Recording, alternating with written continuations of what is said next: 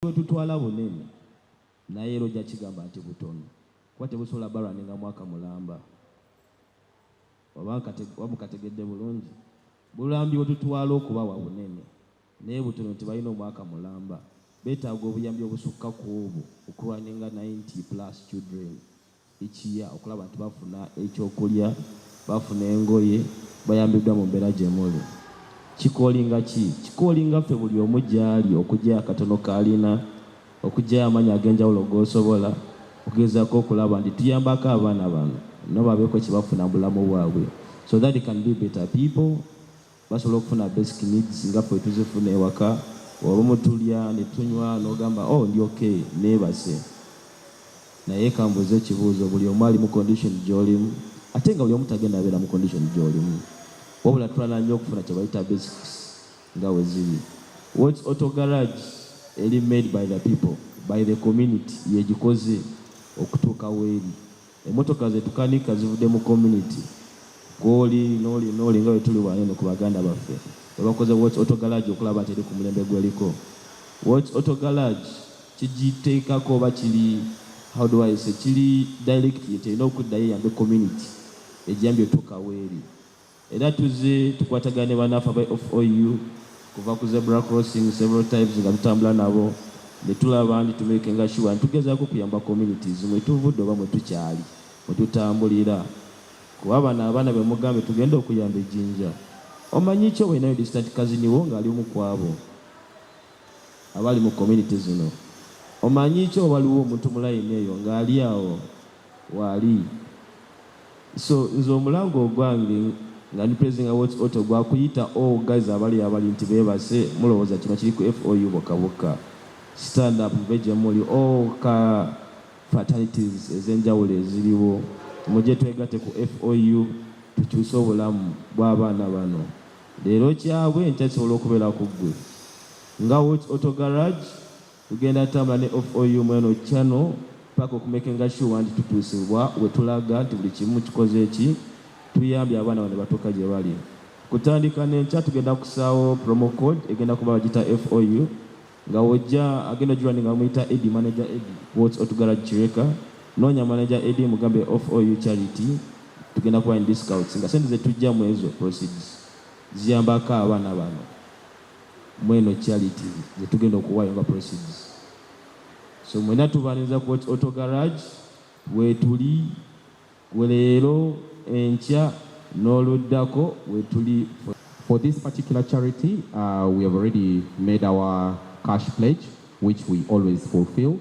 But in addition to that, I was touched by the type of needs that these people want. Imagine they offer free services in the community. But I want to take this opportunity to challenge all of us further, that even if it is 1,000 shillings that you contribute, it can do something. The medicine that, for example, we need to deworm these children, it does not cost more than 2,000 shillings. That is the price of water in many places. Maybe in Supremacy, it's even less than a bottle of water. So I really call upon you, however little what you have is, please come forward and contribute to this cause. Today, we are the ones contributing. Next time, it may be you who may need the support. And for this particular time, Home of Hope is our main center of attention. Please let us give it all the support that they require, as much as we can afford. We know we cannot satisfy all their needs, but every little thing that we do, please let us do. And we as the sponsors, whatever we have pledged, I also call upon you that let us fulfill the pledge. It's not just only pledging that you're going to do this, but let's go ahead and fulfill it. And then to the rest of the car groups, I also want to send my sincere appreciation for all the support and the charity events that you people are doing. You count us to always be part of it, of the events that you organize, and always invite us as Central File. We shall be there because for us, we always come and do this because of the good heart we have and because we know how much it's going to expend. I'm a medical doctor. No one knows more than me how blood is very important. Obuyambi bwetutwala bunene naye ero ja kigamba nti butono kuba tebusobola balwaninga mwaka mulamba wamukategedde bulungi. All right, a very good evening and welcome aboard to the Podium. Every single Monday from 10 p.m. to midnight, where we preview and review everything of motorsport, local scene, African scene, as well as on the international scene on this 27th day of October 2025. Only hoping that everything has shifted away from the last time we did run this show. As usual, tugamba abakozi ne mufuna mabirungi twebaza Katonda.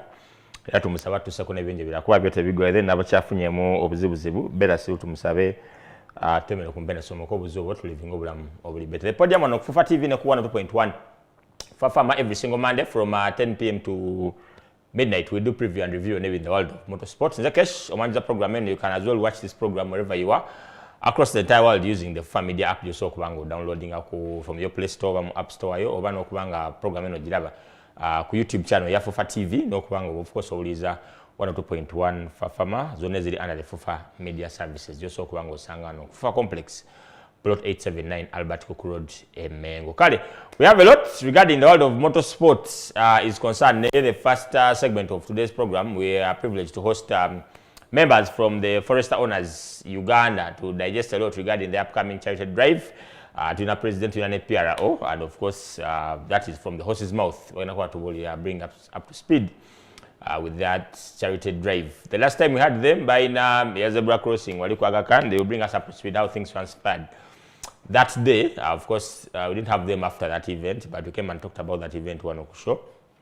So good enough for Jakwa to highlight the event here, as well as but bring up to speed in the event here on the 8th of November 2025. Kali, Kansabe, President ne Pierre Wabuze, was Honor's first president. Pleasure hosting you. Do you know boss? Yes. Yeah. So I was a person. What will then we pick it up from there. Nayanza okuhosting wano ku Fufa TV abatuwuliriza tuli basanjifu okukomawo wano era nga tulina bingi bye tuzi nabyo. Ekisookera ddala tulina charity egenda obeerawo nga 8 November amanya nze Mbabazi Prosi, President Forester Owners Uganda. Okay, Joe. Wenayanziza nnyo Mwami Kesh webali tukyazaako wano ku Fufa TV nga bulijjo webalebera mukwano gwa Forester Owners Uganda abatulaba era abatuwuliriza. Amanya gange nze Joel Kashongore nga nze PRO w'ekibiina kya Forester Owners Uganda era ndi musanyufu kubanga nze ku TV olwaleero twanjula ensonga yaffe tuleese. Okay, President, how is the club? How is everything? Last time we were here, you guys had the zebra crossing. Now you think so? Yeah, everything went on well. Twaina zebra crossing our JINJA Road highway opposite Chinatown for a small. Bichimu kyagendanga bwe planning era activity is successful. Twa painting 6 lines. Everything went on well. So when Peter and JINJA Road, what I see is that exactly that's yes, what we take out. Okay, hopefully it doesn't get eroded by the rain and no, well, twakozesa expensive paint material. So we believe it's going to be there for some good years. Okay, Joel, being the PR of the club, what are you guys up to? Because Uganda it has very many clubs of the time you guys were here came and explained as to why you only settled for Forester, only owners of Forester. Very surprised that a panelist on this show is not a member of that club. Then was terms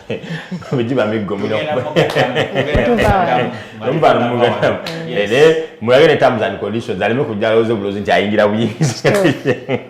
You're bring us up to speed with some of the other activities ever since that activity. Yes. Nga President wange wayogedde zebra crossing twagikola successfully twebaza bonna abatukwatirako nga mwe muli mmwe abatuwa visibility bwe twava wana abantu ne batukubira amasimu ekintu tukyegattako tutya ne batuwagira. That was our biggest event last year. Wakati awo tubaddewo ne event endala mubadde mu collaboration n'ebibiina ebirala ebya enthusiasts. Baganda bafa balegase nabo balinawo charity era twabegattako. Tulina mikwano gyaffe egive Kenya nabo batuyitako ku charity Eldoret mu mwezi gw'omukaaga era nayo ne tugenda ne tukiikirira eggwanga. Ate nga mpozi ekyama kyennyinza obbotola nti nabo bagenda bbeerawo nga 8 November. Yes. Yes. Naye nga tubaddewo ne networking events, get togethers, ne supporting abantu baffe abadde bafunyemu okusoomozebwa. So basically kyekibadde tukolako ennaku ezo. Yes, sir. So should you send every year you'll have a grand, so this is like your grand activity over there? Because last year you did the zebra crossing, this year you're doing a charity.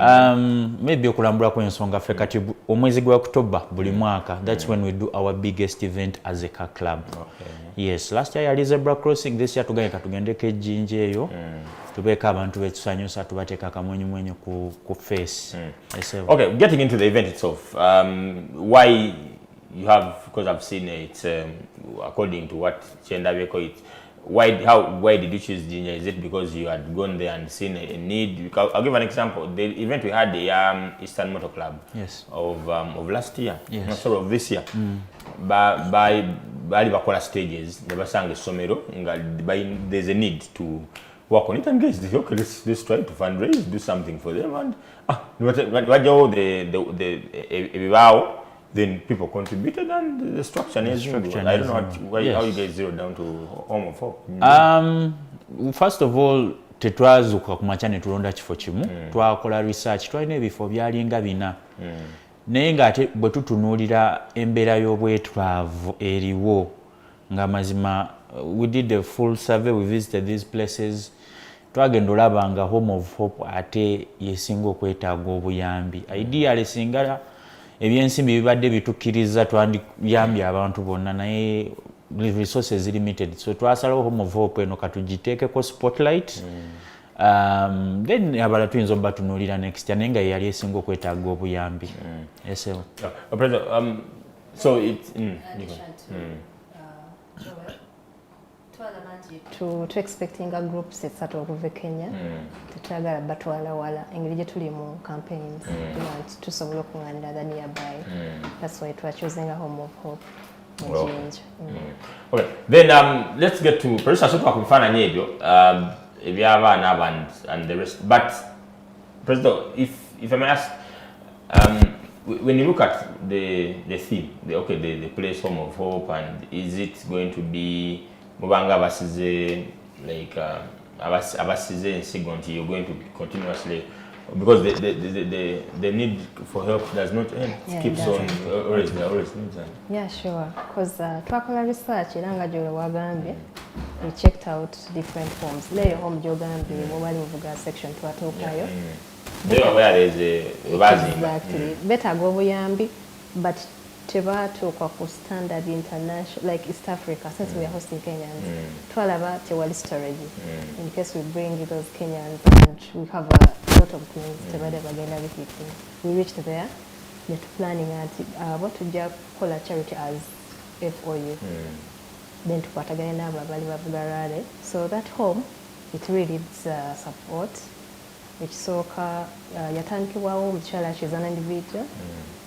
Ate bw'olaba kategori y'abaana abalimu balina total disabilities, nti okuvira ddala ku diapers, okulya, okwebaka, they really need support.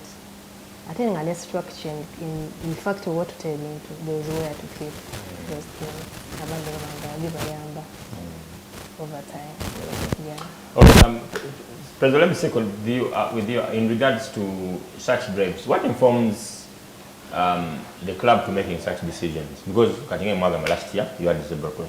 This year you're having a charity drive. Next year I don't know what you guys are planning. I may not be, but what informs the decision? Every like Joel has said, every October you have your grand activity of the year.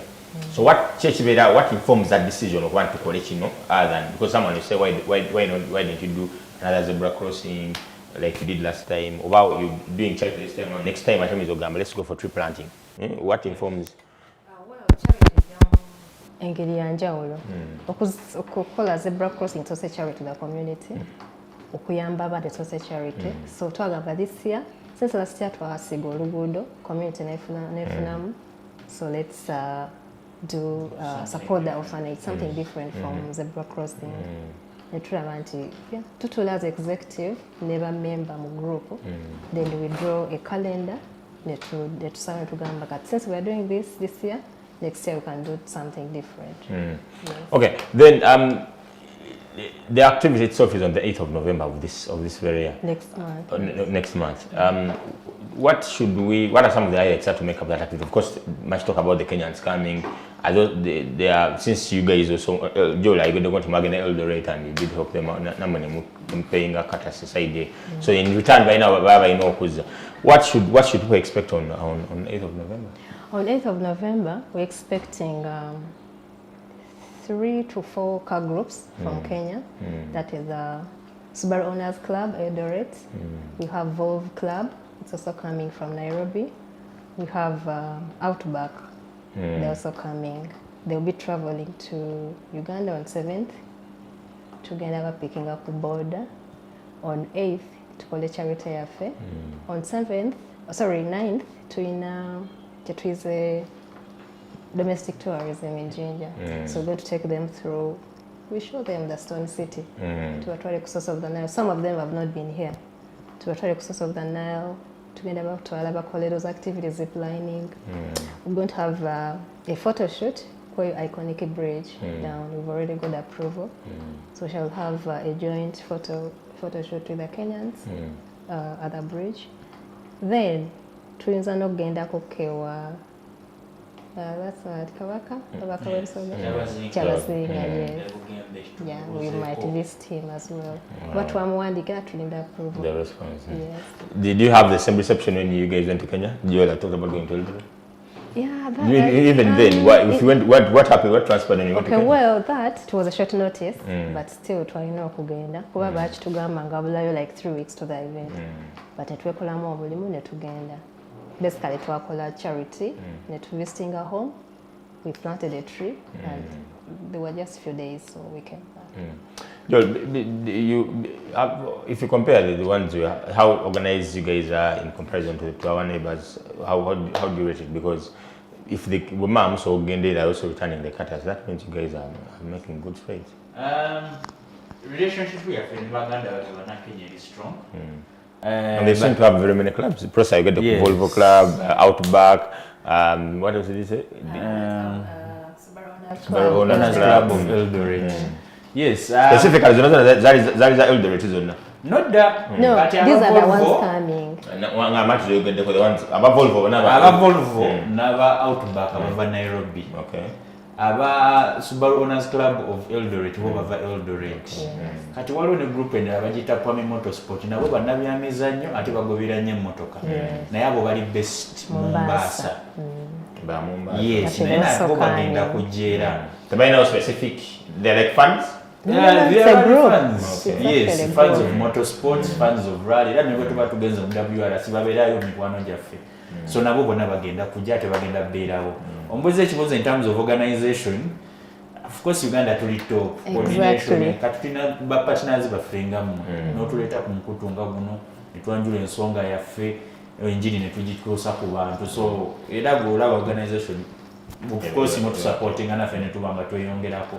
But at the end of the day, competition, the whole idea is to make sure that we try to make a bit of positive change in the community. Okay, I'll ask a question. If we go in for break, then I think you guys will. Okay, we can even respond because person are saying all the time. About these clubs, because Uganda, I'll give an example. The Nkuze Ndaba Rally Fans Club Uganda. Of wife died a natural death. One of its founders, I don't know what really happened. They used to meet at Sabina's farm every Friday. And people would come and they go rub shoulders, just then go back. Then finally, it was like a hub of many people to join. Yalinga infants, so one celebrate for joining motorsport. And very many of us went through such to be where we are in terms of motorsport. Yes. I don't know what you guys are doing because Bogaka the Forester, and then Kati Pressure Agambe is Outback. Can I give an example? When Uganda we Outback, then we're going to remember Volvo. Abana was sweet by na. Street ine moloka nyingi osanga bagofu nga bakoze line yawe wasibo to wenyi jawe batadde ingu noba wenyi gote to benye wasibo bakoleza abwe you can't ogende wahamuteke nga bamapinga ate goto so it's kind of I don't know how you guys receive oba muchiraba nti do you have anything in future kubanti you guys are under like one number of course you have different segments different groups but you come together holistically and form an association. Endowooza nnungi nnyo kubanga we are under one umbrella organization. The challenge is group nyingi kati waliyo n'aba Makex, waliyo n'aba Wish, n'aba Alteza. Kati abantu abo bonna bagatta wamu kiyinza okuba ekizibu. However, amuzali wano ali wa paso one thing that has ekintu ekimu ekyendaba ekirungi ate collaboration.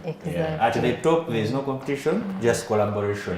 Kyova olabeera kati ffe bwe tuba tutegese event as forester owners, like I told you, abalegasi aba wano mikwano gyaffe nabo balina okubeerayo, kika clubs endala zigenda beerayo.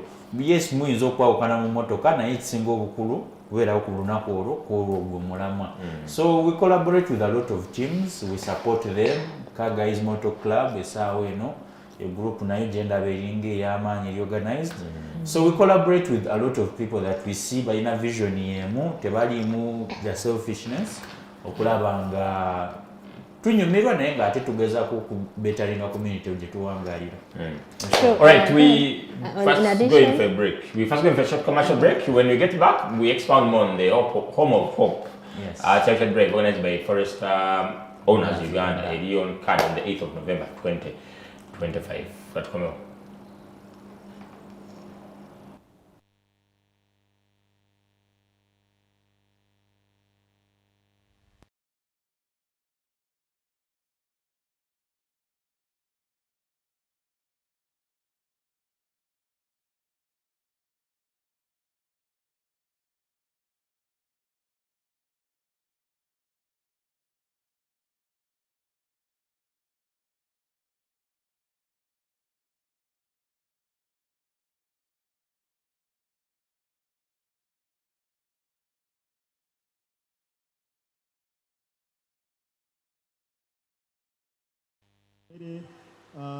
Nengoye, member of FOU, we are collecting money within ourselves as a group, and we are targeting to collect 10 million. We've had a lot of contributions towards that, and that's our target for the group. Corporate donations and sponsors, sponsor baffe bano bonna bemulabye wano n'abalala batwegattako tubasuubiramu million 15. 15 million from sponsors is what we are targeting for this event. Fundraising activities kati nga car wash show gye tubadde tubagamba okugendako wabweru awo tusuubiramu million 2. So twabagambye nti emmotoka bagyoleza mitwalo 2, omutwalo gwe gwaffe, omutwalo omulala gusigala wano ku Supremacy kuba nabo balina expenses zaabwe, but they have been so gracious to give us the 10,000. So tusuubirawo million 2. So you can calculate and see how many cars we need to have washed today. So much as it has rained, please make sure that you wash your cars. In-kind donations, abantu abagenda otuwa emmere, n'engoye, obutebe, we have partners. We have another partner that is not here, pallet guy yatuwadde obutebe, those chairs that those kids use for feeding and administration of medicine. Abantu abo n'ebintu ebyo tubisuubira okuweza million 5. Then tulinawo t-shirt ze twakoze nga za mukolo guno era zigenda kutandika okutundibwa okuva mu week eyo. That coming week we are going to have t-shirts that are specific for this function. Ezo t-shirt tuzisuubiramu million 1.5. Wonna wamu tulina budget ya million 33.5 for this event. We have a total budget of 33.5 million for this event. So we really need your support banange. Si sente ntono nnyo ku economy eno, so naye tumanyi nti mujja tubeererawo. Katwagala tubabuulire n'ensaasanya. How do we plan to spend this money? Because muyinza okugamba ziyinza okugenda mu executive tweyagale nedda, zonna zigenda mu baana, but this is how we plan to spend it.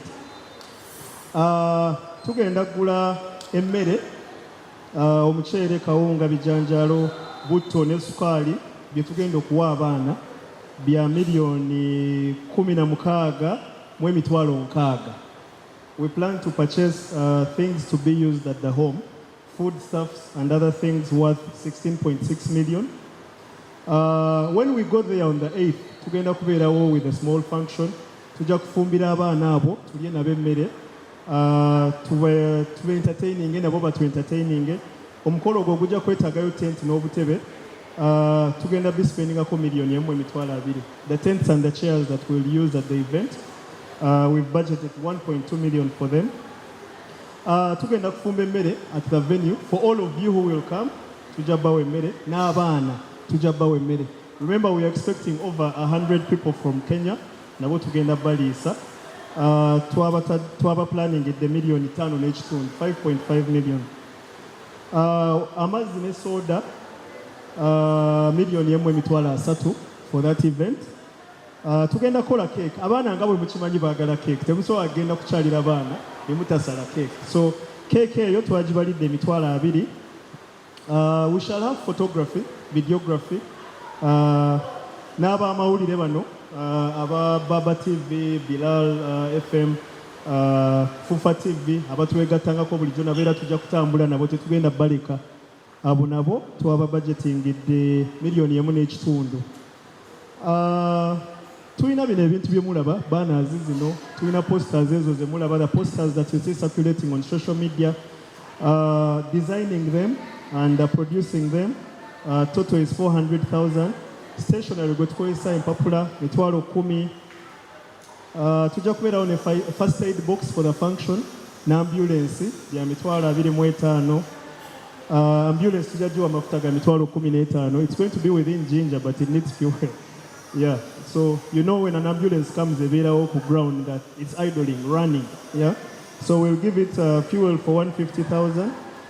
We'll buy the kids ice cream. Omuchala, the owner of the home, I wish Dennis was here, told us she has a person that has an ice cream machine. Abana bamuwagala nnyo, much as bali mu mbeera eyo, but they enjoy ice cream.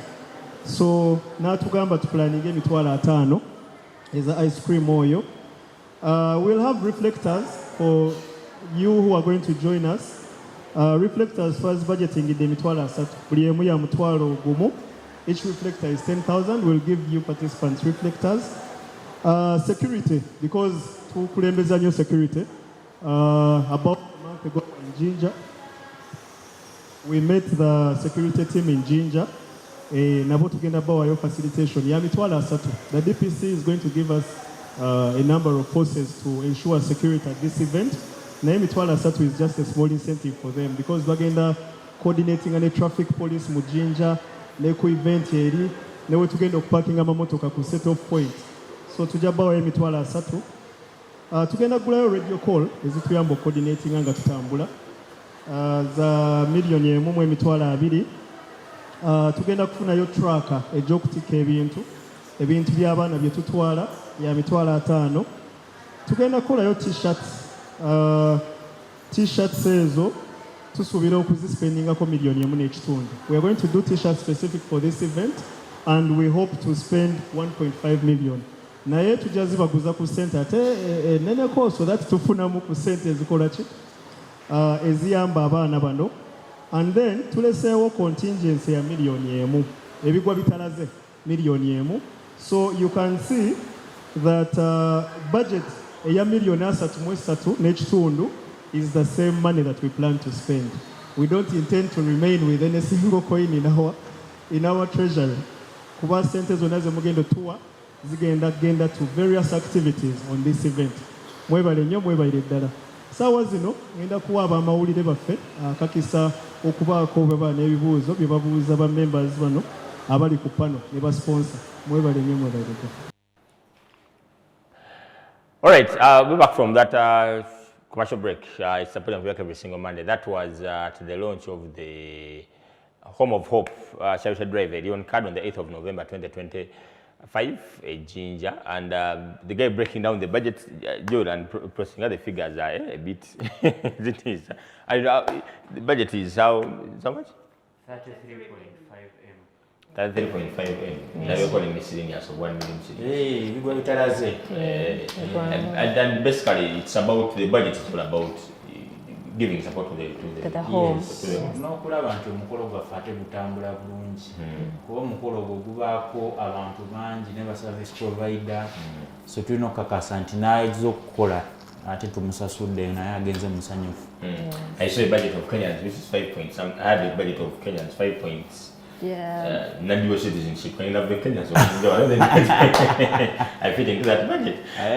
But anyway, proceed. You guys are going to breaking. What are some of the highlights? How is the program of the event on that day? Wabadog was anti the Volvo is coming, but they're not Subaru. So basically, I think we're to read a passion. We share the same passion. So that's why they've come on board and be part of this charity. The Subaru Club, the Volvo Club. Yes. It's a passion, basically. Then the running of that on that day? That very day, actually our day starts on 7th. That's when those 4 teams, they're coming. We shall organize a group that will pick them at the border up to where they'll be sleeping. From there, we shall have, of course, that night or Friday, we shall have either coffee with them or anything. So, as we prepare for the foreign day, the main day, we shall have a flag off from table 1. That's where we shall have a flag off to the home. That will be around 8. Kachin Stadium. That's perfect. Yes.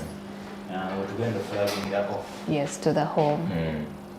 So at the home, we expect so many things. We shall have an interaction with the director. She will give us the profile, the history of the home, how she started. We shall present our items that we are going to donate. We shall have a luncheon with the kids. We shall feed them.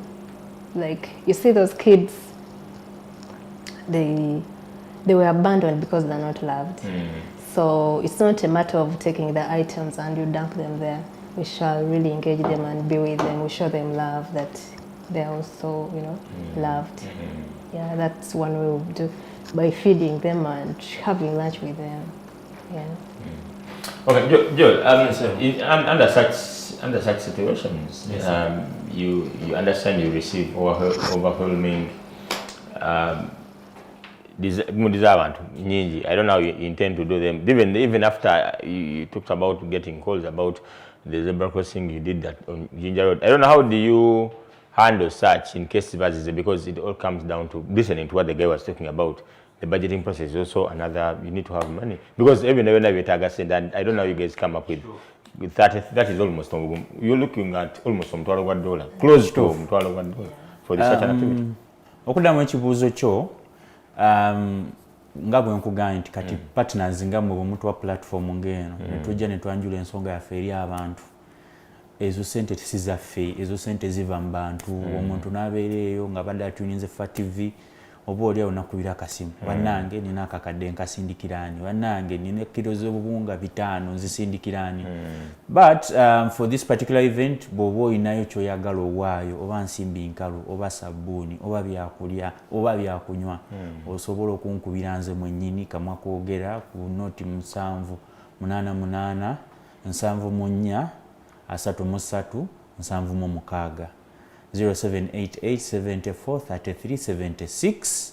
nja kukwasaganya n'omukulu akwasaganya ebyensimbi mu kibiina kyaffe tulabe nga kwolwo olunaku tubeererawo abantu abo. Okay, then how about, have you reached out to different, because Podium, it's vast. Yes. Corporate companies. Yes. And whoever they can really give us support. But it could be in kind, by the way. Yes. So to kilometer yenga in alimu produce. Yes. Not about cash, but now our kind, and you special event. Okay. Like, we've reached out to different people and different companies have come on board.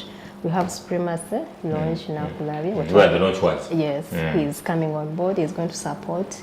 We have Legacy Motors. They're going to support, and Kampala Motors, plus World Autos Garage. Exactly. Then championship.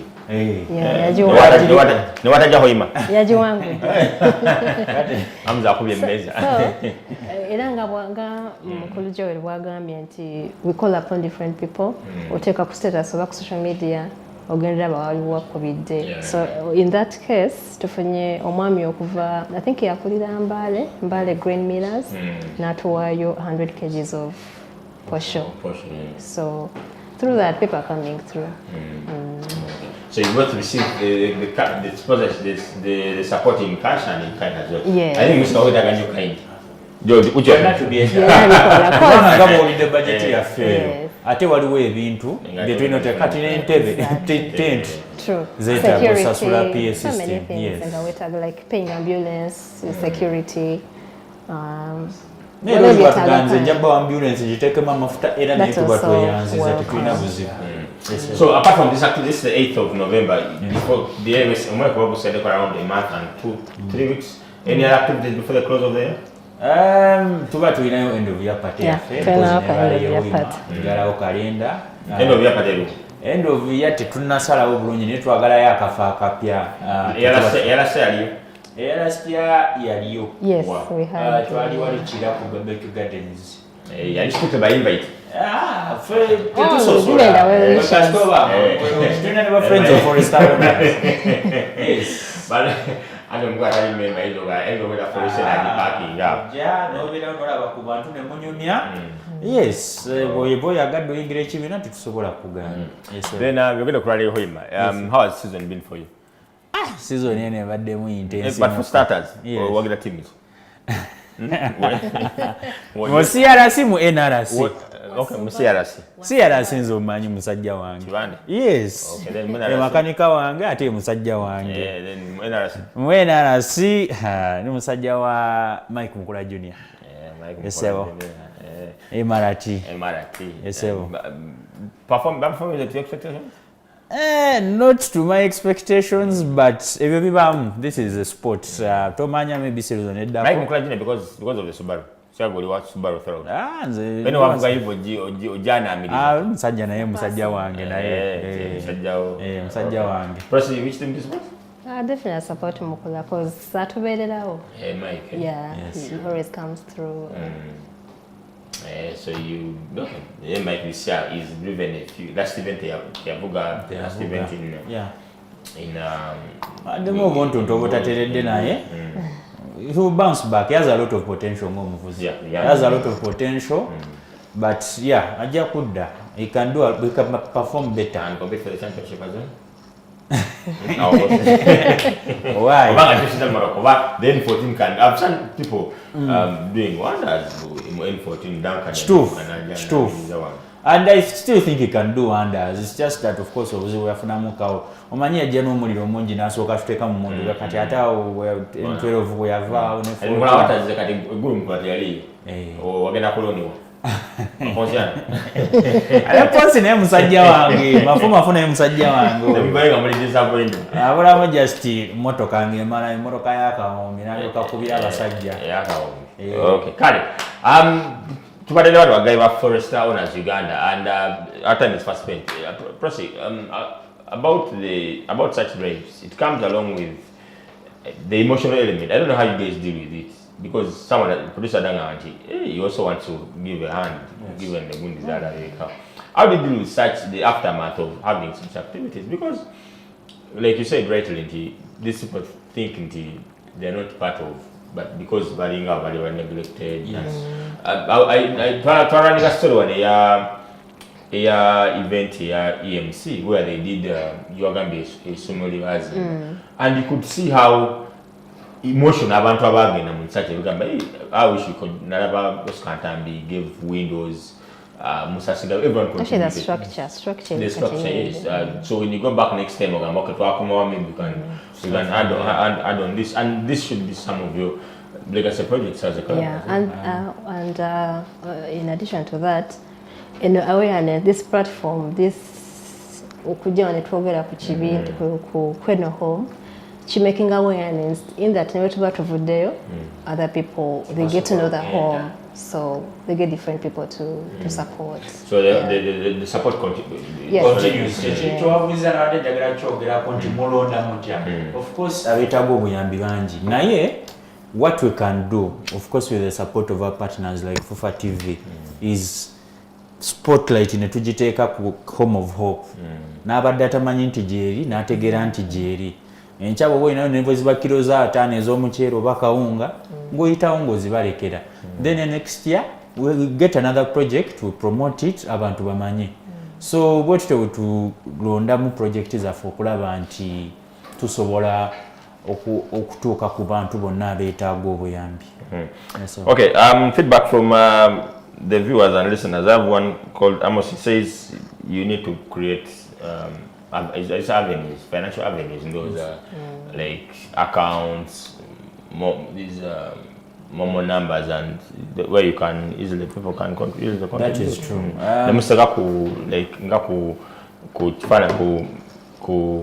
Picture a poster, someone can easily contribute. Otherwise, someone can look at the world has been taken up by social media. Without you now contributing, actually, we're working on our account, just one million some delays, but to expect before this weekend account yeah, I think it's even more professional. Yeah, it's it because it is. Okay, then I have one from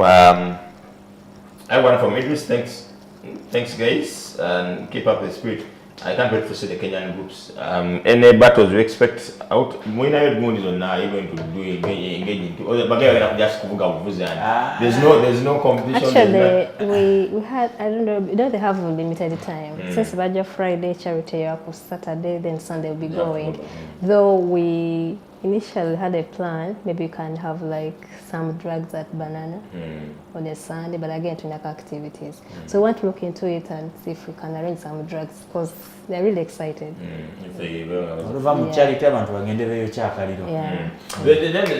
Then about Sweet Life, Joel, let me ask. Zora one of us back living.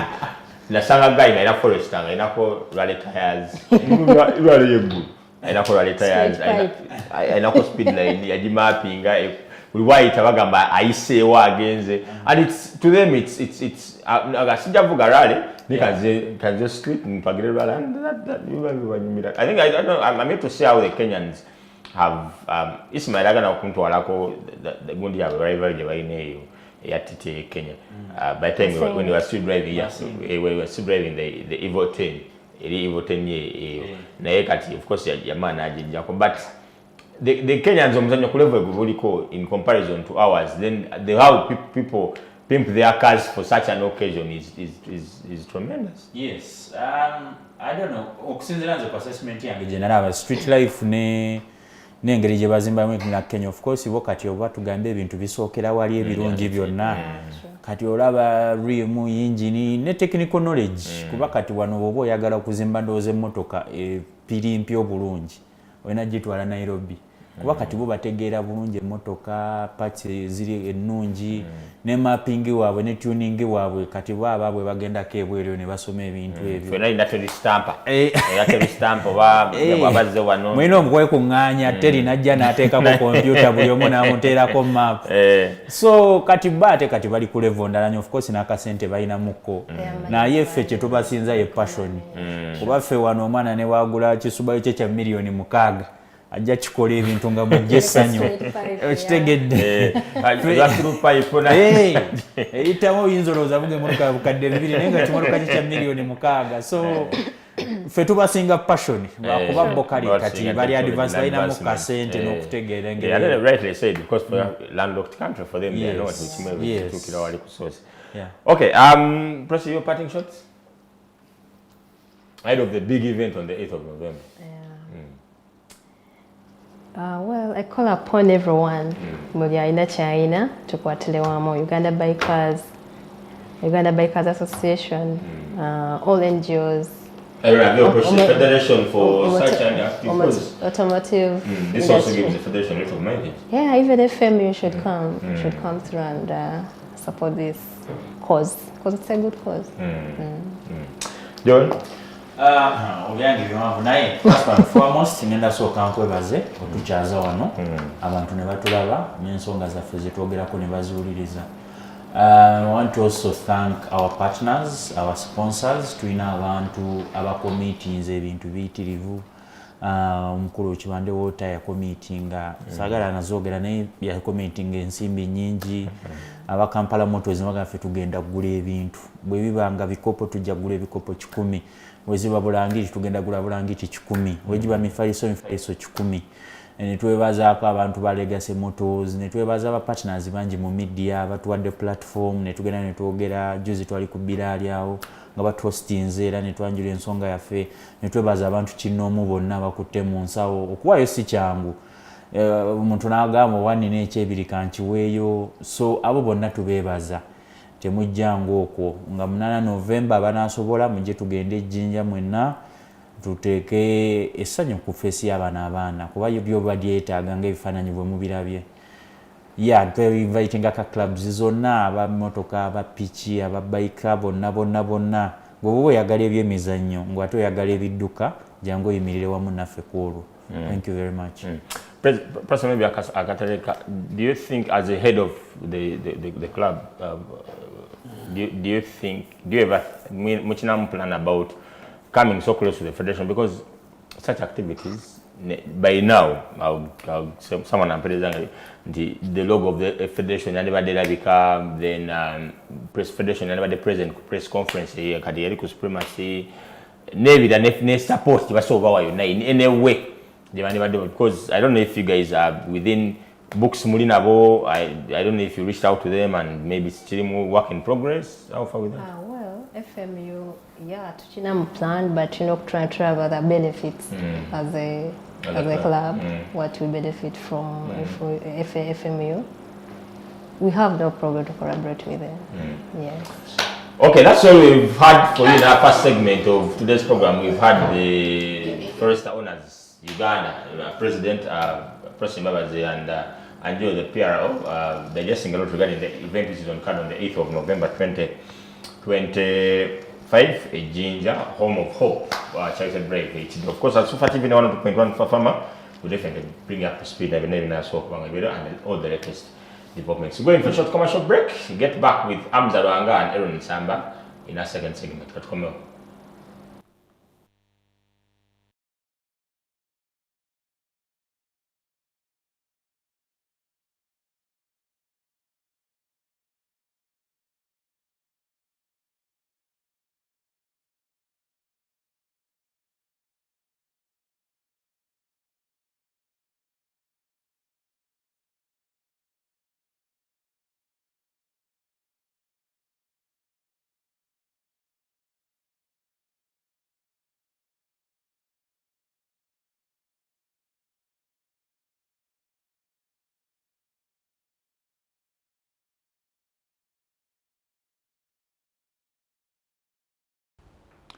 Well, we'll be back from that short commercial break. It's the Podium to work every single Monday from 10 p.m. to midnight, where we preview and review in the world of motorsport. The question is a program on this 27th of October 2025. Nina Aaron Samba in this second segment, as well as joined by Amza Rwanga. Amza is our one program in the mean, so he's by the way. So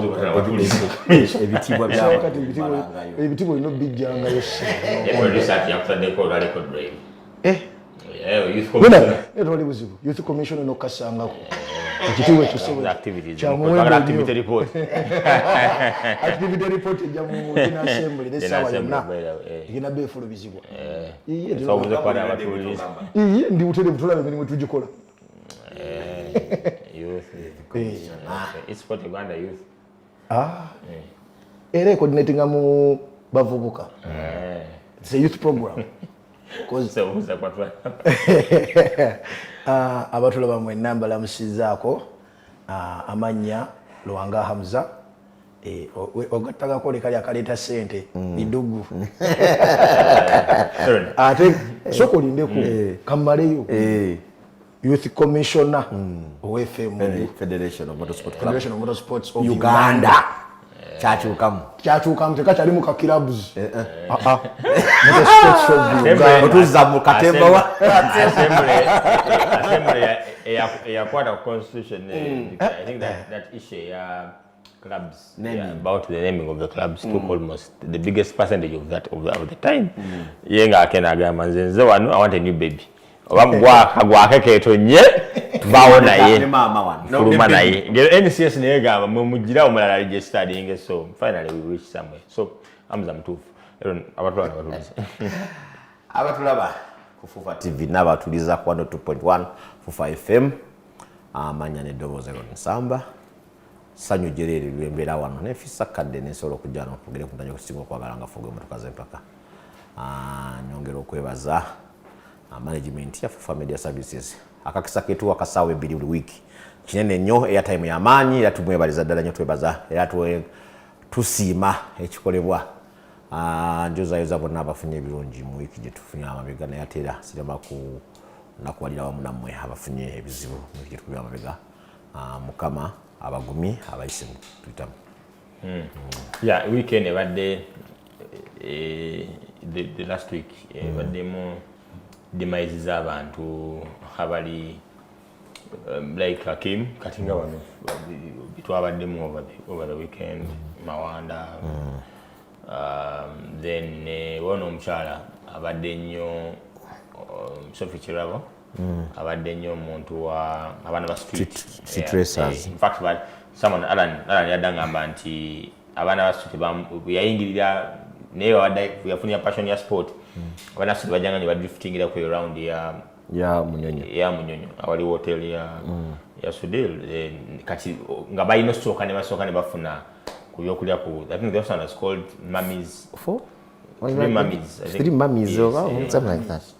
Yes. Three honeys. Three honeys. Restaurant eyo twali tuli mu kusonda emoloka ya Omaru Dauda. Aho wenyini we twagenda. Yeah, three honeys. Unfortunately Bambi she passed away. Nzo n'omukyala Kathy Nambazira whom I feared brother we during the course of the last week.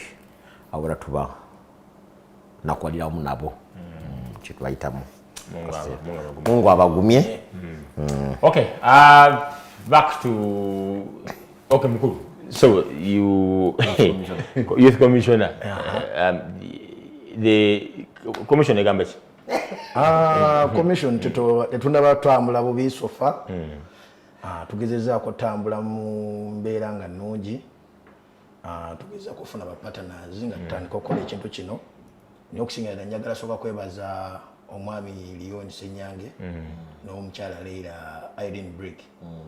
Actually mu General Assembly eri gye twasemba yobeera mu Kaasa Meme. Eyava ompitewo. Omukyala yannumba n'angamba tusobola okukola atya banga teekawo program ya esports. Okulaba nga tudevelopinga abavubuka abato.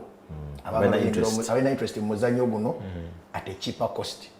Because omuzannyo gwe tulimu ffenna tugumanyi nti gwa bbeeyi. But when we take our esports championship, abantu basobola ofuna wazo ekingira mu muzannyo guno ne batandika okulaba what goes on in the world of motorsport. So I went back home, the drafting a proposal. Nejwa Leila and nejiteka ku federation. So mwami Leon nanyamba najja n'ekipawa kye n'akipushinga technical prowess ye. N'akipushinga kulanga tutuse yakati we tuli nga twageza kuteekawo all rounds because this is the third round but it is the first time for the championship. So next year inshallah tusuubira twagala esports championship tujongereko ubanga tugenda mu bitundu ebyenjawulo because nga tumanyi nti etteeka eppya lye tulina National Sports Act tulina okubanga omuzannyo tugongera ogutambuza. So in the cheaper way okutambuza omuzannyo guno tusobola okuteekawo ne esports championship negenda mu masomero ag'enjawulo universities because y'abavubuka okuyingira mu muzannyo guno. Bwe bagenda mu guno twakiplanninga nga twagala tukole regions ezo baziri 8 then tufunewo abasinze abataano. Then during the course of the year omwaka gugwako tukole grand finale regions zonna nga tuzikuŋŋaanyiza which nga twatutukiriza kiri nti involvement ey'abantu bonna mu muzannyo guno kuva mu Uganda ebeetuukiriddwako because twatukavarinze kyamaanyi. Mu kusooka challenges ze tukyafunyeko sofa deployment kyekisookerwa cause right now tulinga abantu babiri abasinga okipushinga Leon nange Kenya temuyita mwami Kesha abeerayo mwami Kesha ono Leon yagamba naye the last two events zibadde happening atenga the schedule naye the third one over the weekend yanasimbula kati second one natwala abato yanga ebaliyo banga in fact wajja n'ogamba that's when bagundi bajja ba Miguel bajja and Yasin Nasa was the guest driver actually tumwabaza nnyo kuba yatugamba round eddako he's willing to help us even next year he's willing to give us sponsorship okulaba nga tugezaako kipushinga adawo yali emingi eddala esports championship Yasin yali mashal let me write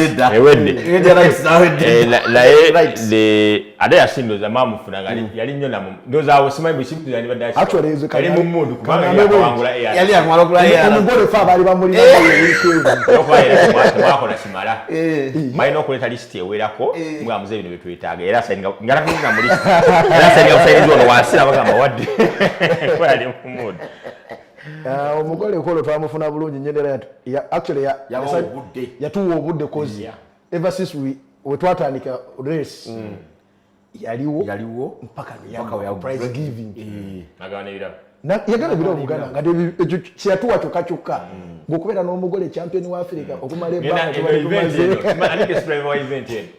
tetunabafuna naye tunatumufunye tugenda batumuteekayo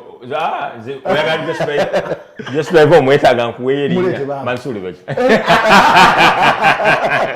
ate agenda kubeerawo nnyo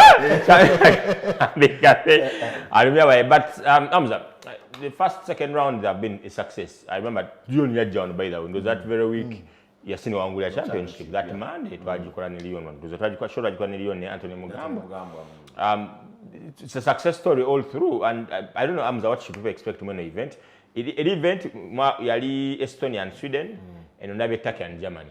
What informs the countries the Mulonda people to competing nade da Umar Dauda kwa wala the sport abantu abali Steven Bunya enonga fe kabaka go tusinza mzee itawo ku sport ne watu keri wabigere nya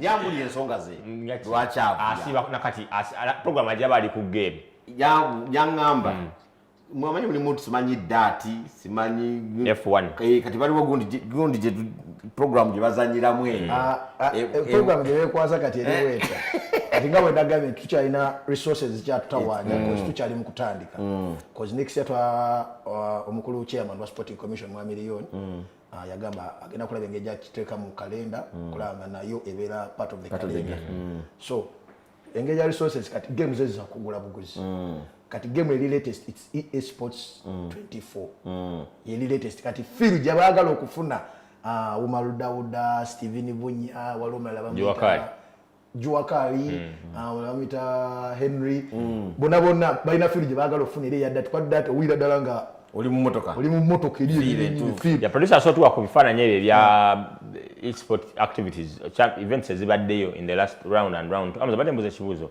echa what informs the countries katinga the first one was Kenya Kenya I think Kenya and was it Kenya alone the safari ngudo za safari then the event yazeko it was Estonia and Sweden no it's Turkey and Germany Dauda yagamba nga tugende guru because I think he wants yawangula Sweden yawangula Sweden umwami Juakari na wangula Estonia Dauda yagamba nti kemwangude Sweden muninde guru twaje guru waruga tatu tumalawo bomazi but what informs that the categorizing of those countries mukusoka kati countries ozifuna tusoka ni tutola wasini wa competitors nitusoka tumanya kati twavuze gravel like getu atandika event ya soka Kenya yali gravel twavuga Kenya then tuddamu tugamba kati event eddako tugenda kozesa ice twagamba tulina okukyusa okubanga tufunamu challenges because esports twagala omuntu afiringe kiki kyetuli mu kukola of feeling what is happening in the world of motorsport and rallying. Kati netugamba tugenda kukola Estonia and ice. Smooth gravel. Fast roads. Yeah. Then you move to ice. Slippery roads. Kati after the race, then the competitors. Netugamba yetale tubaye engaging. Which races should we do next? Actually, bo basinga kwagala gravel because ekintu kyebamanyidde. Tuwagamba no, we have to make this enjoyable and challenging. Ati Germany tamaka. Tuwagamba kugenda kola ko kasavu kanyama. So kereke Germany kutamaka. Muire how the car reacts on tarmac. Then we move ayo switching to the gravel. Kati ate tumanyi tarmac setup yanjawulo ne gravel because emoloka kutamaka ebira dala wansi ate tulina ngeri gyokwata kwa ndibule kino obako ya tamaka nyonya perfect lines then you execute. Okay, mukulu Joli njakubaye gana kuba jio gana kuba obanyi gezo zanne masimanyi lwaki bade sabo chiwemo obudde game eyo yannema ne bwe nazanyanga eka nazanyanga makure era yannema nga bankuba kati naye kinagabyeko kyempikinga mweyo gondi the reaction for co-drivers and drivers it's very good. Otula onolaba reaction ya driver nga avuga ekintu ekyo ne notices bazimuyitibwa ne greeting azita yes nga baziyita omuntu yenna omuvuzi ali eyo yalize n'afuna feel eyo ejja muyamba nnyo okutransforminga nga tuzze e Uganda ku tafesi ya fino. Oja maybe these ones descriptive. Yes, these are descriptive. No, sorry, numeric. Yes, chikuwa feel eri nti omwana bwaba ampitidde note zino reaction yange ebeeta ddala mu bintu ebijja kubanga speed ziba zitambula batujja ddala emisinde emingi naye kikuwa oyiga engeri gyo timingamu breaking points zo engeri gyo user notes nojo executinga so wale gunze tuba nazo I've tried to play as well ne wale bintu tuba nayo katinga off camera katinga nga in our notes you really but tebazi so we bunyelanga off camera sijui ngakonga bajinga ngaji baina zi crusty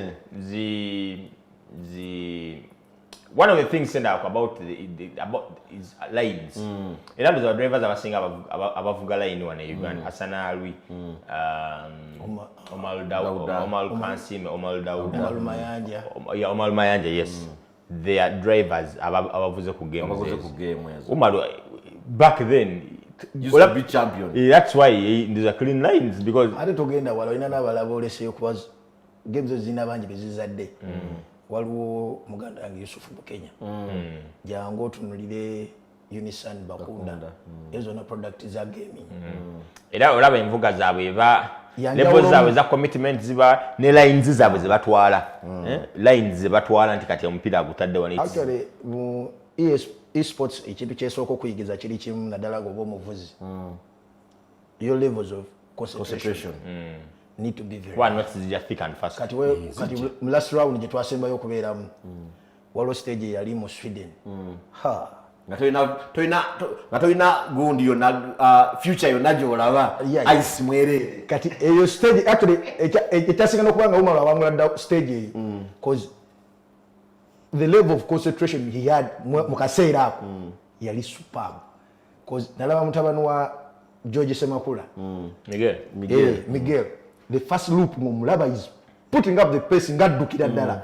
then wetwatuka mu the middle part of the stage okweyongera yema sector middle sector natandika obyona nengamba taatawe kati ekimutawanya concentration etandise okukakkana abikoye so nga ate mudada kati otuwera mu rally ebyaddala ddala wakuwa staging ezo concentration inobeera ng'eri waggulu kati naawe nooza wumalo yagirayo sikiru ya concentration rally natandika obbalazaako and it does this I don't know how many rounds think because this is the third round over rounds in Mecca over in Sunday no twin rounds endala bbiri so there are 5 rounds you know 4 and 5 yes 4 and 5 Zona ku fan gundi. Fans. At the So moment, fire at the ina moment, equipment. you solo koisa cause yatwa resources at the cheaper cost. Soba nga solo tuchituukiriza. Cause tuchabula ko resources. Enega deno championship teri annual awards teri. At the moment, no, because it is right now tuli mu chi trial. It's a trial. Trial Then next year we are So going what to is kick it off. the regulations? Regulations. The development of the regulations because got FIA already kati sport ya jijidadde. FIA we kweli. Actually, Nabantu bayina amateeka by the way. Gatuvudde ku ekyo. The countries like Rwanda. Rwanda, yes. In fact, FIA ya jijidira Rwanda last year. Rwanda ne Tanzania. Kati Rwanda ina gadgets zaayo. Yes. As nga zo zaayo. Nyo twagenda Grant ya FIA. Mountain Gorilla. Na grant ya FIA. Gadgets Gundi yagula. za Rack yagula. Rwanda Automobile Association. Ina gundi zaayo. Then ne Tanzania. Yaguze zaayo. Era nabo bali promoting esports. Even if by the sport knows I'm African, simwe singo kubera active game following in Zambia. Yeah. Very vibrant. Even South Africa. Very South Africa. Very vibrant. Noza boga watu so akuba jiri changu wano. Wekubiremo. And the FIA has European championships about e-sport. Actually ne FIA de next year. Bagena take our regional championships. In that mba maze okuvuga ne bya musogera no muteka your top Nasala nagenda ku region then una competing na region then asinga you ne bamu awarding nagenda ku C3 cause right now aliyo bamita Max Smart in South Africa. Right now kwa ya wangula 2024. Yes. Then bamu awarding under Ford kati yaliyo. So esports kati the direction it is promoting the youth talent. All right, so event is upon us this weekend. Wali ku fan station in Nalia ku Metroplex Hall tubereyo over the weekend. Amaza tandika samika? Tandika sawa tanda. Because tulinda abantu amalo kuva mu misa. Then we kick it. Equipment yeyo. How easy is it omuntu okwefuna equipment ye? Maybe nenjiteeke wange nenkolanga practice before okujja ku murese eyo nga nyina inake yazimba inaka ine uwe bajia bulungi nyozi uwe. Actually equipment eyo kat right now tukwesa Logitech but Logitech it's not good. Nalabye kosimanya IS Sima something. We know the Thrustmaster. We know the G29. We know gaming parts nyingi nyo. But gaming gundi esinga obulungi is Thrustmaster. Yeriko. Cause botula nojikwata buwoti. Otandika feelinga ddala steering yeno ya motoka. Response and reaction feedback ayo gye kuddiza. Otandika ogifeelinga ddala nti oli mu gundi ya motoka. So awo boyina okufuna gaming tools ezo console then nawe okwerukira yakatebe kwa wala bama bafuna zi bucket seats kati nga mwami Bunya. Bunya ina seat ye n'emisipi yagenda wali ku weed n'agamba mukolo bwa miki mpa entebe eno njagala kuba giya zange nange. We go in for a short commercial break. We'll come out. That of course the event is upon us this weekend. To very and definitely get back on Monday as TV 102.1 Fafama. Probably even so the kwanga bita unfolding over the weekend. Nenga to supporting sport in infancy just as cutting by the way. We had the second year we championship. We go in for a break. Get back with more of your motorsporting stories. Come on.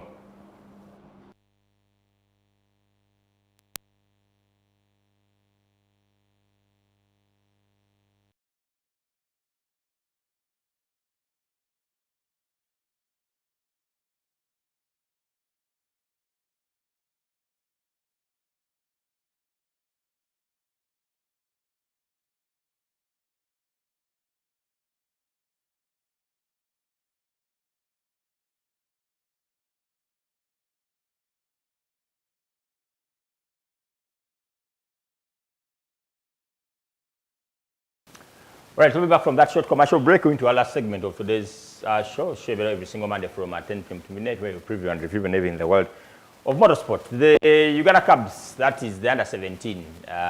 Bali bagenda for the World Cup. Bali Dubai.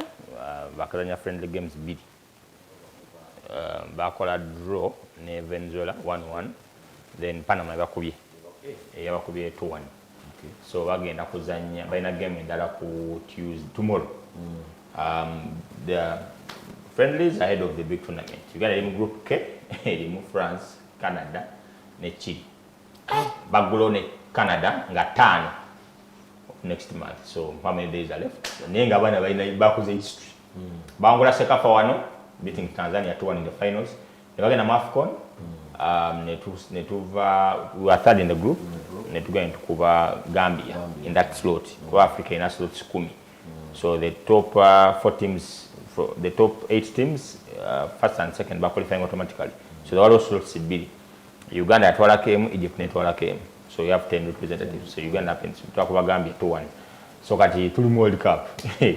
Under 17. I don't know wabuli mwaka. It's every year. So twacha kati ne kati bagenda mu Sekafa ate under 17. Igenda kubera Ethiopia. So kati so oluveri abachali abachosamba within the 17 ne basamba musamba zone of course the Sekafa region them qualifying them mugenda mu AFCON them qualifying then them mugenda mu World Cup. So it's like cycle kati buli mwaka Uganda manya mu motorsport watu kwa kutobo arrangement team Uganda cycle to create yani ka those tournament zina kuba kati zande igunza FIA zili yani nazo zili kwa ya commissioner nga e-sport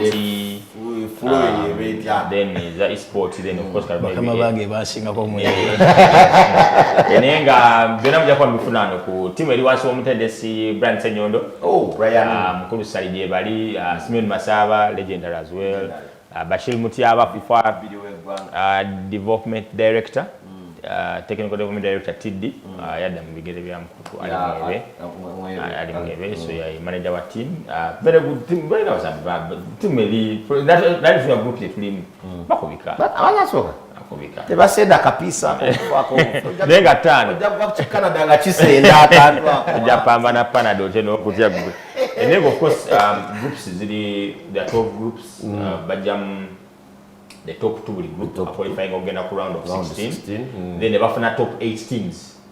But best loser mu groups 12. Munana. Nemwe ko bakata. Nemwe gata kubali. Nemwe 32. Kwa the 48 teams. Okay. So in other words nabaja ko teams 16. Kali kugenda kale akaddako. Tuzawita osoka no fune points 3. Bakana dawo yesine gamwenje. Kuba Canada tusamba Chile. Then France yasemba. Of course France big progress in the group F. Akwana nalabenda bazoza samba ne Euros under 17 final. La samba Portugal in each competition is a Euro under 17. Na ya jali eri World Cup. Ale bali anyway ne Morocco yawanguda under 20 World Cup. So timkwe umisa. Kale producer so to what you want to discuss in this segment about our national competition rules article 65 mpamvu batujagitamu ndobude bujatukiriza ina aspects nyingi elimu the protest elimu the review the right to review then elimu na appeal so producer so to ku decision yakolewa stewards wakati so kana the right to protest. The right to protest those as long as you pay 250,000 or maybe those some article ngabo area na so that about reason nebajifuna right to protest. The right to protest lies only with a competitor.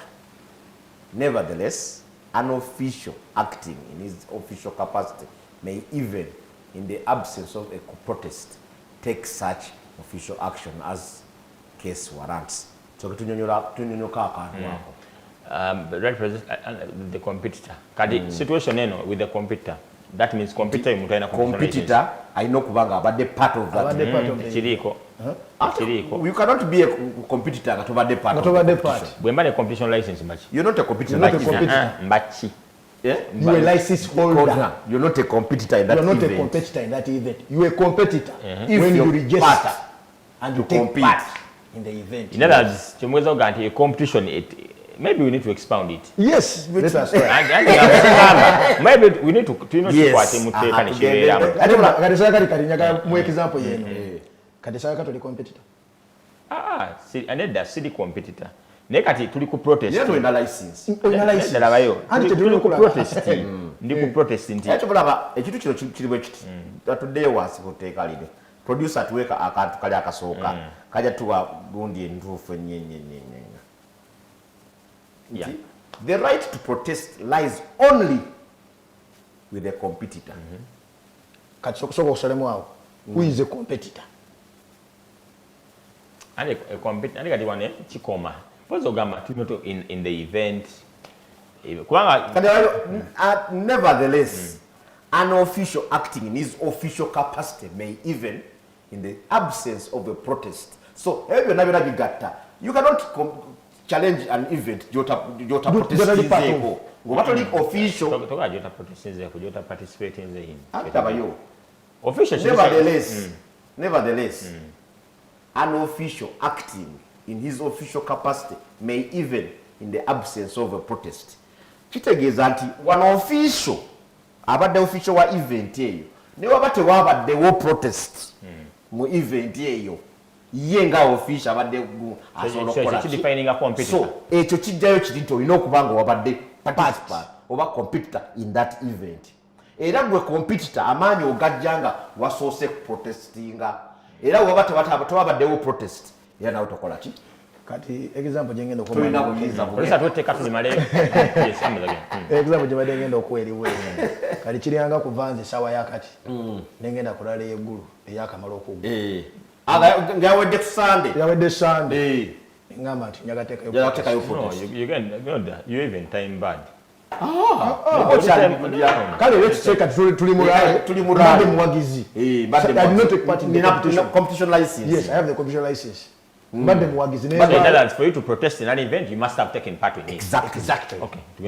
In case a competitor wishing to protest, takes such action in case warrants. A competitor wishing to protest against more than one fellow competitor must lodge as many protests as there are competitors involved in the action concerned. Nti bw'oba ogera kuwabira abantu 8 is a protest. Every protest shall be in writing and accompanied by a fee, the amount of which shall be set annually by FMU. Eyo protest fee. To whom addressed? Protest arising out of competition. No, this fee may be only refunded if the protest is upheld. Okay, this fee may be. Naye kati eri element ya gundi eruwa. Yeah. Yeah, 30 minutes. Yeah, 30 minutes. Anti kati elimo protest. That applies in a protest. Chengamba. Right to protest, okay. Yes, a right to protest. But defining any protesting. Ana protesting. To more addressed. Protest arising out of competition shall be addressed to the clerk of course or their assistant, if such exists. In the absence of the clerk of the course or of their assistants, such protest should be addressed to the jury or stewards of the meeting. No, it's really clear. Ani go protest go wandikira wati baliwo situation chi ebeerawo nga ana situation chi ayinza okutabira clerk of the course or assistant because in rallies after that is tulina assistant course the arrangement era ndoza kitu kino kyatandikira ne Omar Mayanja one various assistants or stage commanders is fully free assistance yosinga you given a full stage as your own. Go manye ebidirimu go manye ba marshals bamekaba wetaga go manye ambulance. So that was a very good initiative by Haji Omar. Okay, producer so to part ndale ya article 65 tukomea ku whom addressed. Okay, tugende 165.1 lodging a protest or appeal. All protests.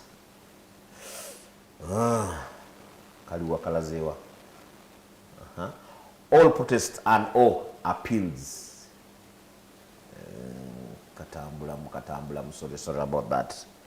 Must be lodged. So,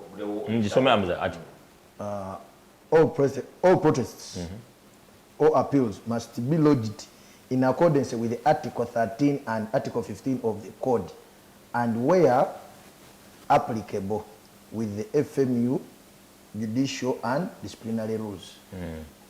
Kati ejo article jobogerako ye ya International Sporting Code. Okay. 13, Article 13 and 15. 15, International Sport ISO. See, ISC. Protest deposit, the Article 65.2.1. The protest deposit is Uganda shillings 250,000 and must be paid in cash or by mobile wallet. Cash or receipt or mobile money. Not Mobile money. Okay. It's not clear. Okay. Article ndala 65.2.2 yes. If the deposit is boba gena protesting kwa computers 10 the million 2 kitundu awe nyini mufo. If the deposit is made kwa budget za rale tukolenga yo gundi ataba misiri ni asabanga protest fee actually bobo designing budget ya rale misiri ni as bange na murale kati nakuzikyagala bya kuntawanya mbera ko nimtalo janga 2 wano ati ogena oyo sagala kutawanya muvuzi nti kino kiriwe kino wekiti bakuwa omuvuzi akwira ko meka nange ataliwa banga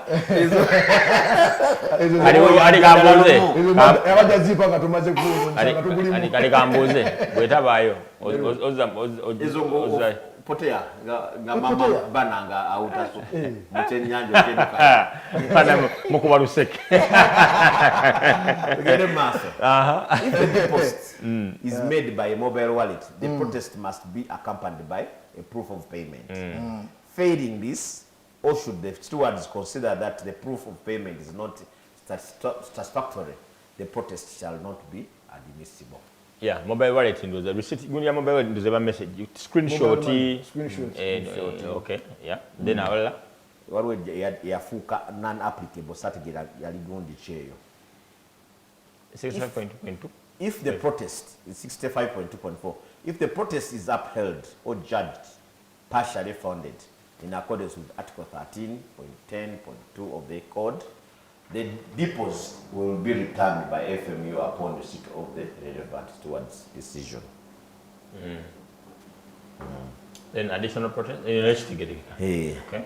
Additional deposit. If a protest requires the dismantling and a reassembling of a clearly defined part or parts of the car, an additional deposit may be specified by the stewards in accordance with Article 13.4.3 of the International Sporting Code. Kati nino bene kyekutegeeza ki nti aiva match winagano wano nyiri tusoma gana naga national kikakatako okuba ne International Sporting Code nadala yaguno omwa paka ni guno mwaka kimanye gena kugwako by December. Yes. Bagena bafumiza ya 2026 yes. Is a Sporting Code ya 2026 then ni regional.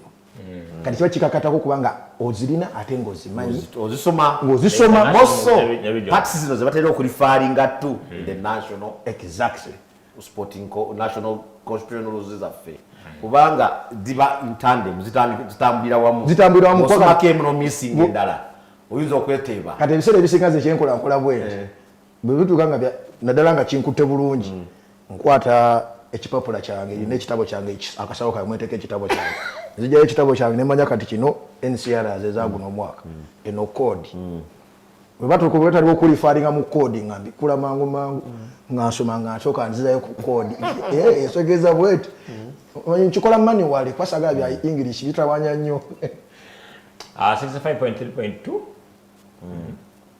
65.3.2 cost allocation. Cost allocation. The expenses incurred in the work and in the transport of the cars shall be borne by the protester if the protest is unfounded, or by the competitor against whom the protest is lodged if it's upheld. If judged partially funded, the additional deposit may be returned in parts. Tegeeza kyekyo nti bw'oba wannawabidde omusango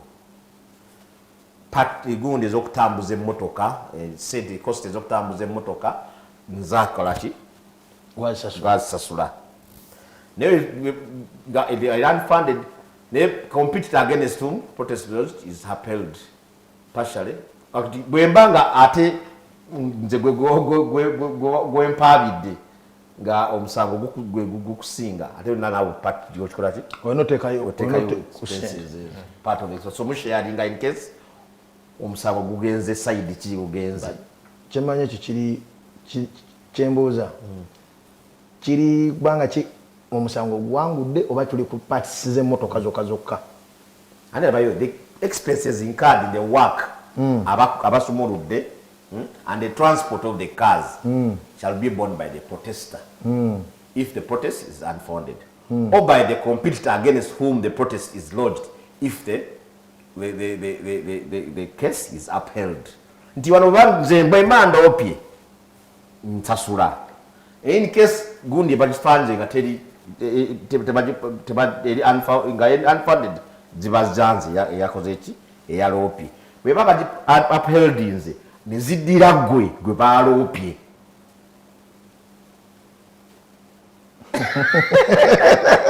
the situation is going to different na kwa nomrali ekape 19 yali complete twali tugenda twali kubanga buli omu yasuze iye twali tugenda gifuna twali tujja gifuna twagifuna twali tugenda gifunako ne mu pali ya 2015 olwokukulwemere complaint yakukulu endala eyali na 2-5 koliyeke 3 eyiwe tikyasoboka paki eddako mateeka gano partially funded the additional deposit will be returned in parts if the protest is unfounded and if the expenses incurred by the protester clearing transport etc are higher than the amount of the additional deposit the difference shall be borne by the protester. Conversely, if the expenses are less, the difference shall be returned. Kati, why we brought this because to the party where we are towards the tail end of the year, what are the national competition rules and all the rules of the so Kati, that's what entails a protest. Exactly. Any amendments you would really would suggest? Never borrow which the Chimka Chinjagalo was a Mammy Aaron. Because no one ever take her. Did the Colambika protest rain of beer. Then I can't come when you can when Kayi is out. Take your get a Hokodachi Casa. That's your casa. Never get a Mukodi. Neko get a Hokodachi Casa. They take a Chitufu Nyondo Zakati for better. Smile Gamba, 30 minutes before after publication of the provisional results. You know, to protest. Maybe results. Well, code yene now you get a results. Inzo kubawa so what results you got you were only protest against it after 30 minutes. Wakati wajiraba au costica allocation. Bo Jimala order ku 65.3.3 that is right of review. Chitegeza mu NCRs chitegeza protest yo nayo na bagikavalinze ebagibikako ebewedde mabate mu mateeka tokkirizibwa kuleeta ndowooza yo mu mateeka you only follow what the book says. Maybe going to so-called addendums. Take a look at the Sporting Commission is okujja and the DVP suggestions and addendums ebitali. But of course, media season nature it's food for thought by the issue kubanga chilinga the issues that twogera ko nyombo wandika complaint. The competition rules is ogera ku complaint. Tell complaint. Ekito kizize kigamba ni kwano jange je twade tu complaint. Aba stewards okuba ba chisanyo. No jigo because he can't even admit it. Because actually batu yamala bya mewira zi complaint. Mu mateka getuvugirako we do not have a complaint. It is either you breach of the article being breached. Are they that when you do that means you're protesting? No. But one day cannot government breach of article this. You're not protesting. Okay. You are putting it with the stewards. That is informing the stewards over the COC. That is the Mudikosia running of the rally, right? Yes. But after the results are out, you protest. So but it was actually clear for you to protest, you have to have results. Because waliwo ekintu kyesinga okulaba nga actually bakodriver abasinga kyebakola complaint actually nina muganda gwesiga okuteesa naye emitwe y'amateeka byonna muyita bwami katabalwa nagala ne mugamba ekintu kyemukola kikyamu ne basteward okubayamba okuwuliriza nga kuddamu babayamba buyambi kambuuza ekibuuzo twadde mu lwale yeggulu cruises zitakola kasaawe ne bazipenalizinga they got a penalty for not doing the super special stage and to them balabanga penalty eri exorbitant eri enene nnyo etalimu etagwamu eri article ya super special stage kati awo the results that reflecting end of leg nga kwebali and that penalty was inclusive provisional after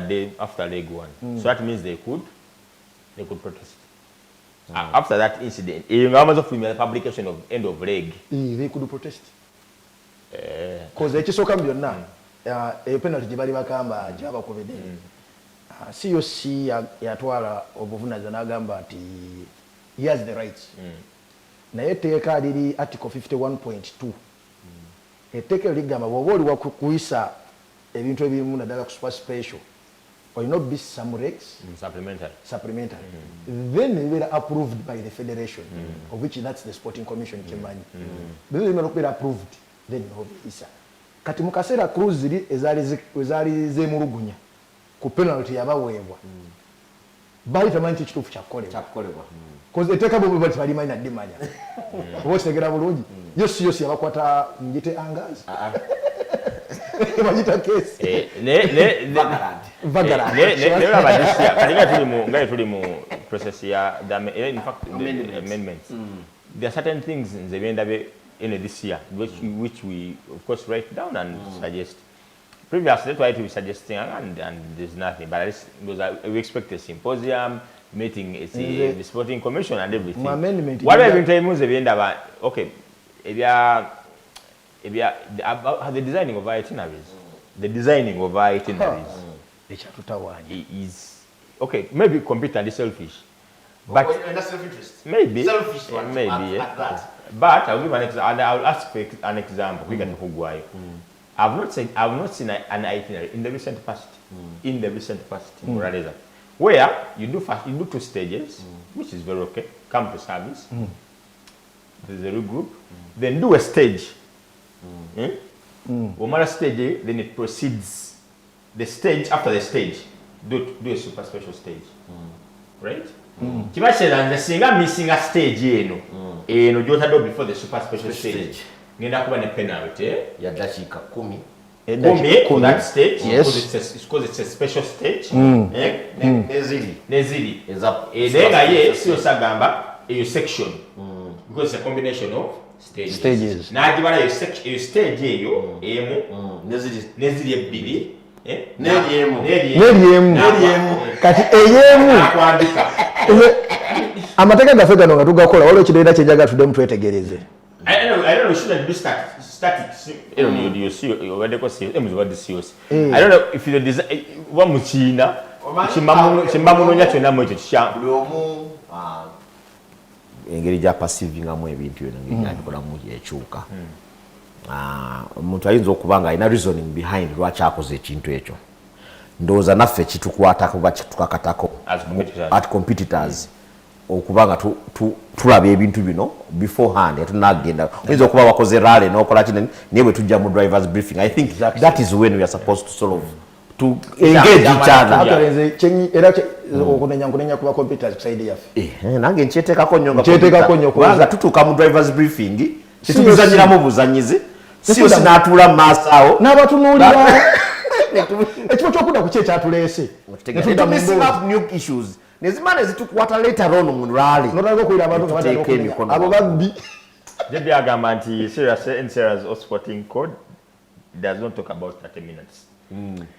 Even wrong approach to be counted as an aborted run. Kati awo nenga 30 minutes is why to ano istegeza chokeza Kenya okugamba nti bwemba results bamazozi publishing niza no kera kumacha ne protesting ezo ne ande challenge kubanga tewaliwo time job waliwo time spell challenge weri nti ate your review what time is first review ina time spell ya 96 hours review ina time spell 96 but for the protest 96 hours from the time the protest no 96 hours from the time ngamazo kuddamu judgment ya protest ngamazo kuddibwa kati bakitegeeza singa producer gatuvwala but if bobanga tonafuna protest yonna so I can even go back to rather yembalala mbadde samwami keshi tutemuko ekintu kyo twongera taganjula abantu abatulaba bongera otegeera okumanya amateeka gano tujja full program amateeka gano galaba twetaga abantu abatulaba nabo ababeereyo abawagizi b'omuzannyo guno basobola obanga nabo bagezaako okugamanya kozi nabo basajja batolumu bawera bulizi betwogera eno nebagwedda nagamba next week you can expound more article 65 the contentious then there are two more articles which you can talk about manya uchentinda bati the better at rules we are tugenda mu ibina tugenda mu title decisive ene tugenda mu hoima ngenda kubaka bawo mpita so twetagala tutukana tugeze mu nsiko no yali mu nsiko eyo ngabo mubuuza ati kino kye kibaddewo akugambira ule tugenda kone ku dead heat